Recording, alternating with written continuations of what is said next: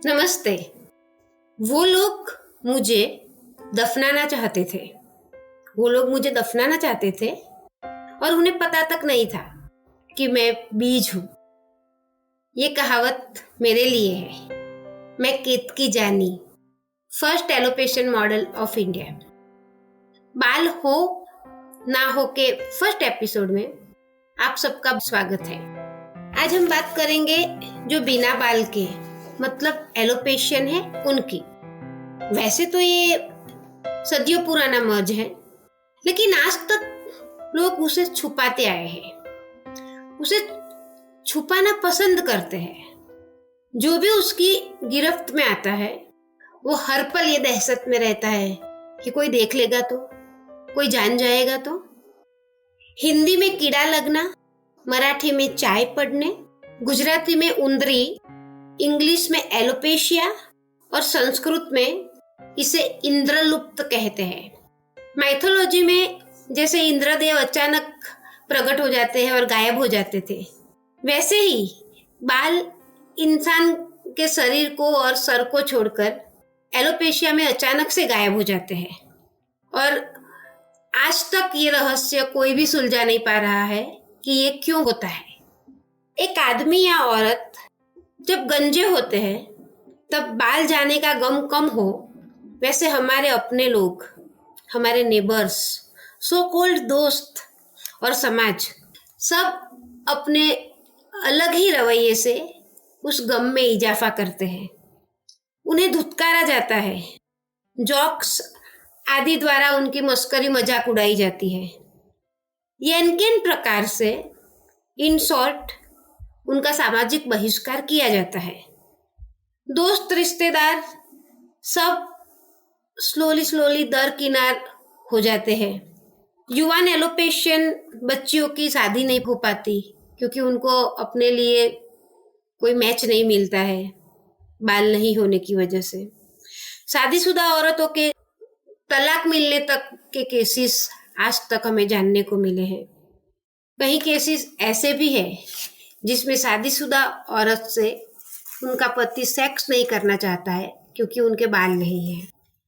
इन सब के अलावा बहुत सारी वजह है जिसके कारण एलोपेशियन अकेलेपन का अंधेरा ओढ़ लेते हैं और कुछ बदनसीब खुदकुशी तक कर जाते हैं। एलोपेशियंस की ना कोई गलती है और ना ही कोई पाप और ना ही कोई खुद भी चाहता है कि अपने बाल चले जाए। फिर भी आज तक उन्हें ये सजा क्यों मिल रही है?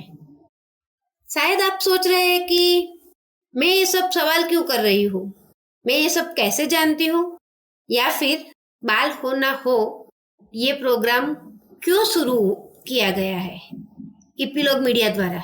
इन सब का जवाब है कि मैं एलोपेशियन हूँ। मैंने एलोपेशिया को झेला भी नहीं है, सिर्फ जिया भी है, और इससे आगे एक बढ़कर मैंने उसे हराया है। मैं सिर्फ एलोपेशिया विक्टिम नहीं हूँ, एलोपेशिया सर्वाइवर हूँ, एलोपेशिया विनर हूँ। और तभी आज आप सबके सामने कह पा रही हूँ कि एलोपेशिया, सदियों के बाद तूने एक गलत लड़की को चुना है, गलत लड़की से पंगा लिया है। बाय द वे, आज मैं ये सब आपको हंसकर बता रही हूँ, मगर एलोपेशिया का शुरुआती दौर लेश मात्र आसान नहीं था। बाल गायब हो जाने से जैसे जीवन में खुशी, उत्साह, हंसी, आनंद, मस्ती सब एक एक कर साथ छोड़ देते हैं। दोस्त दामन चुराने लगते हैं। हम अपने लोगों की आंखों में ही जैसे कांटे की तरह चुभने लगते हैं। और समाज तो होता ही है इन सब तमाशे को देखने को तैयार। इन सब की वजह से मैं डिप्रेशन की गर्ता में चली गई थी। बाल वापस लाने के लिए मरता क्या न करता, उसी उक्ति के अनुसार मैंने कितने पापड़ बेले हैं वो सिर्फ और सिर्फ मैं जानती हूँ। कितने उपाय किए हैं मैंने, उसका मेरे पास पूरा लिस्ट है। कुछ साल तो ऐसे गए कि एक भी दिन ऐसा नहीं है कि मैंने दवाई नहीं खाई हो। लेकिन मेरे बाल तो बिल्कुल पुष्पा मूवी के हीरो की तरह, मैं उगेगा नहीं साला शायद ऐसा सोचकर गुम हुए थे। जिद पर अड़े थे शायद। और एक दिन मेरा डिप्रेशन नाबर्दाश्त हुआ। उसी रात के अंधेरे में आत्महत्या का मार्ग ही शेष है, वो लगा था मुझे। धीरे से उठकर मैं अगले रूम में हाथ में दुपट्टा लेकर पंखे के नीचे खड़ी थी। मेरा ध्यान उस टाइम हम घर में सामने जो घड़ी रखी है उस पर भी था। मैंने देखा था 3:20 का शायद टाइम था, और घड़ी से नजर हटते ही मेरा ध्यान गया लास्ट रूम में सोते हुए मेरे बच्चों की तरफ। और पता नहीं क्यों उसी वक्त मन में एक स्पार्क जैसा होता है ना, वैसा लाइट जैसा हुआ। और तब ये ख्याल था कि कल सुबह ये दोनों बच्चों की कैसी होगी। वो दोनों मेरी लाश को देखकर क्या करेंगे। सबसे पहले उनके पास पुलिस स्टेशन का नंबर होगा। वो लोग अपने छोटे छोटे हाथों से लटकती हुई मेरी लाश को खुद नीचे उतारने का प्रयत्न करेंगे। वो लोग कैसे आश्वस्त होंगे, वो लोग क्या सोचेंगे। और ये संभ्रम से अवस्था में एट लास्ट मैंने ये सोचा था कि मैं ये करके मेरे बच्चों के लिए क्या लेसन छोड़कर जा रही हूँ। मेरे बच्चे समाज और लोगों का सामना कैसे करेंगे। समस्या का इलाज खुदकुशी है, वैसा सबक एक माँ होकर मैं अपने बच्चों को कैसे दे सकती हूँ। बस उस वक्त फटाक से मैंने दुपट्टा को सबसे पहले नीचे रखा और तय कर लिया कि बस अब मैं जीऊंगी अपने लिए, अपने बच्चों के लिए। और वो भी तिल तिल मरकर जो जी रही थी अब तक, वैसे नहीं, पूरे जोश के साथ जीऊंगी। उस दिन तक मैं पागल की तरह, लोगों को मुझे देखकर कैसा लगता होगा, वो क्या सोचते होंगे, इन फालतू बातों से परेशान रहती थी। फिर मैं सोचने लगी उनको क्या, कैसा, क्यों लगता है वो उनका प्रॉब्लम है। उसके लिए परेशान होकर मैं क्यों जान दूं। मुझे नापसंद करते हो तो मत देखो मुझे, मत आओ मेरे सामने, बदल लो अपना रास्ता। आफ्टर ऑल जिंदगी तो यार मेरी भी एक ही है, बाल हो या ना हो। एलोपेशिया की वजह से थोड़ा, ज्यादा या पूरा गंजापन जिसके हिस्से में आता है, वो जिस शारीरिक, मानसिक, भावनिक भयावहता से गुजरता है, वो सच बताऊं शब्दातीत है। मैं उसे शब्दों में व्यक्त नहीं कर सकती हूँ। अकल्पनीय दर्द है वो।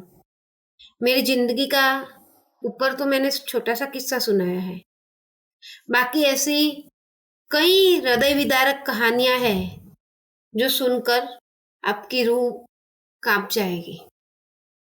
बाल हो ना हो के आने वाले हर एक एपिसोड में हम तहे दिल से कोशिश करेंगे आप सबको एलोपेशिया के हर पहलू से अवगत कराने की। कोशिश ये भी करेंगे कि समस्त लोग एलोपेशिया को समझे, अपनाए और बगैर बाल के भी जी सकते हैं, उसे स्वीकार करें। एलोपेशियन लोग जीना मुस्कुराना चुने। और हाँ, इसमें मुझे, आपको, मतलब समाज में हम सबको मिलकर उस बात को समर्थन देना पड़ेगा कि इट्स ओके अगर बाल हो या ना हो। बाल ना है तो नो प्रॉब्लम। आगे कई सारे लड़के लड़कियां एलोपेशिया से डरकर आत्महत्या कर चुके हैं, मगर मेरी नज़र में ये समाज की एक तरफा विचारधारा ने किया हुआ खून है। और क्योंकि इस गुनाह में पूरा समाज हिस्सेदार, मतलब दोषी है, हम तक ये बात भी नहीं आती है कि ये गुनाह हुआ है। लेकिन कब तक चुप रहे और ये सब सहे हम, कब तक। खैर, आगे alopecia related each and every बातें हम जानेंगे। एलोपेशिया के मरीजों से व जिनके घर में बच्चे या अन्य स्वजन एलोपेशियन हैं, वैसे लोगों से भी मुलाकात करेंगे, महसूस करेंगे उनका दर्द उन्हीं के शब्दों में। हमारा मिशन है लेट्स अनकवर एलोपेशिया। जी हाँ, इसे ओपन स्पेस के उजाले तक घसीटना है जो अंधेरे कोने में दुबक कर सदियों से हम सबको परेशान कर रहा है। एलोपेशिया होना ना शर्म की बात है ना पाप की बात है जो उसे छुपाना पड़े। इन शॉर्ट, हम सब मिलकर एक सपना बुनेंगे इस पॉडकास्ट श्रेणी के माध्यम से कि एलोपेशिया का समाज में सहज स्वीकार हो। एक दिन हर एलोपेशियन आम मानव से जिंदगी जिए और कहेगा क्या फर्क पड़ता है अगर बाल हो या ना हो। फ्रेंड्स, मुझे लगता है कि मैंने एक बहुत भारी भरकम वातावरण क्रिएट कर दिया है आज के फर्स्ट एपिसोड में ही। लेकिन आपको बाय बाय करने के पहले मैं आज एक बहुत ही रोचक और आपको सच में मजा आएगा वैसा एक किस्सा सुनाती हूँ जो मेरे खुद के साथ हुआ है।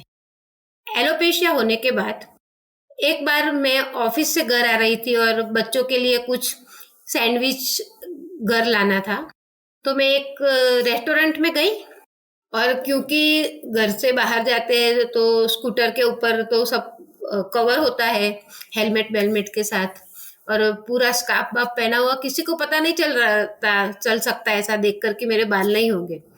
मैं ऐसे ही रेस्टोरेंट में गई और उनको मैंने ऑर्डर दिया कि आप मुझे ये सैंडविच पैक करके दे दीजिए। तो उन्होंने बोला मैडम 15 मिनट लगेंगे, तब तक आप बैठिए अंदर। तो मैंने बोला ठीक है। मुझे तब तक एक चाय और कुछ कुकीज वहाँ के बहुत फेमस है, मैं बोला उसके 2 के ऑर्डर दिया, वो दीजिए मुझे। मैं बैठी और 2-3 मिनट में ही एक बंदा चाय लेकर मेरे पास आया और कुकीज भी तुरंत ही लाया। और एट दैट मोमेंट मैंने देखा कि चाय के कप में एक बाल था। मैंने उनको वापस बुलाया और बोला भैया ये चाय में बाल है, आप ले जाइए, मुझे दूसरा चाय दीजिए। तुरंत वो बोला कि नहीं नहीं मैडम, मैं जब लाया तब बाल नहीं था, मैं तो अच्छा ही चाय लाया था। और ये सब सुनकर वो जो मैनेजर था वो भी आ गया वहाँ। बोला क्या हुआ? मैंने बोला भैया ये ऐसा चाय आया है बाल वाला, तो मुझे आप चेंज करके दीजिए चाय। तो वो भी तुरंत वो जो दूसरा बंदा बोल रहा है उसी बात को पकड़कर बात को शुरू करने लगा कि नहीं नहीं हमारे यहाँ ऐसा मैडम कभी ना, कितना हमारा रेप्यूटेशन है ये वो। फिर बोले मैडम अगर हम स्कार्फ भी बांध लेते हैं तो भी बाल तो गिर ही सकता है ना, ऐसा थोड़ा है आपने स्कार्फ बांधा है तो बाल नहीं गिरेगा। मैंने बोला अच्छा हाँ, वो बोल रहा है एकदम कॉन्फिडेंटली। बोला वेट। मैंने उसके सामने एक एक करके पहले मेरा हेलमेट साइड में था वो साइड में रखा, फिर मेरा पहला जो बड़ा वाला दुपट्टा था वो बाहर वो उसके सामने ही उतारा, और फिर एट लास्ट में जो अंदर मेरा एक प्रोटेक्शन कॉटन कपड़े का रहता है वो भी उतारा। मुझे देखकर वो दोनों मुझे देखकर वो दोनों के चेहरे ऐसे हो गए कि जैसे काटो तो लहू की एक बूंद नहीं निकलेगी। एकदम से वो लोग शॉक हो गए मुझे देखकर, और तुरंत ही मैनेजर और वो दूसरा बंदा दोनों बोल रहे हैं madam we are extremely sorry, we are extremely sorry, हो सकता है प्लीज हमें माफ कर दीजिए, हम भी इंसान है, गलती हो जाती है। लेकिन मैंने उसको बहुत माइल्डली ही लिया था कि हो सकता है गलती, लेकिन उस टाइम मुझे लग रहा था आज मैं एलोपेशियन हूँ इसी वजह से, यानी मेरे बाल नहीं है इसी वजह से क्लीन चिट पास हो गई हूँ। अगर बाल थोड़े से भी होते तो वो लोग मुझ पर चढ़ सकते थे कि हाँ ये आपका ही बाल है, लेकिन एलोपेशिया ने मुझे एक बार ऐसा क्लीन चिट भी दिलाया है, वो बात मैं कभी नहीं भूलूंगी। और आपके साथ में एलोपेशिया के ऐसे रोचक किस्से शेयर करती रहूंगी, but not now, okay, next time. तो थैंक यू ऑल फ्रेंड्स, जुड़े रहिएगा हमारी इस पॉडकास्ट ट्रेनिंग के साथ, फिर मिलेंगे बहुत ही जल्द। बाल हो न हो पॉडकास्ट सुनने के लिए व उसे पसंद करने के लिए धन्यवाद। खास याद रखिए कि हमारा पॉडकास्ट आपकी प्रतिक्रिया, टिप्पणी व प्रश्न के द्वारा ज़्यादा गुणवत्ता युक्त हो सकता है, वो हमें ज़रूर लिख भेजें। नेक्स्ट एपिसोड में उसका जवाब देने की कोशिश करेंगे। एपिलॉग मीडिया वेबसाइट पर या अपने पसंदीदा पॉडकास्ट स्ट्रीमिंग ऐप जैसे जियो सावन, गाना, Spotify, Google podcast, Apple podcast, hub hopper या अन्य किसी भी पॉडकास्ट ऐप पर बाल हो न हो पॉडकास्ट को जरूर सब्सक्राइब कीजिए। Thank you.